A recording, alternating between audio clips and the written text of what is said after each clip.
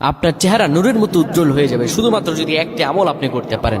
অজু করার সময় পানি যখন আপনার চেহারায় দিবেন, আপনার চেহারায় পানি দেওয়ার সময় শুধুমাত্র একটি দোয়া আপনি পড়বেন, আপনার চেহারা থেকে মেস্তা, ব্রণ এবং চেহারার বিভিন্ন রকম কালো দূর হয়ে যাবে এবং চেহারায় সৌন্দর্য এবং লাবণ্য ফুটে উঠবে এবং চেহারায় যেন নূর চলে আসবে ইনশাআল্লাহ।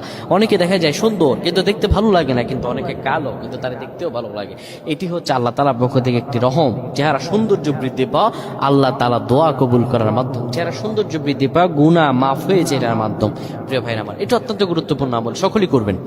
যখন আপনি অজু করবেন, অজু করার সময় পানিটা যখন চেহারায় দিবেন, ওই পানির মধ্যে 3 বার করে ফু দিবেন।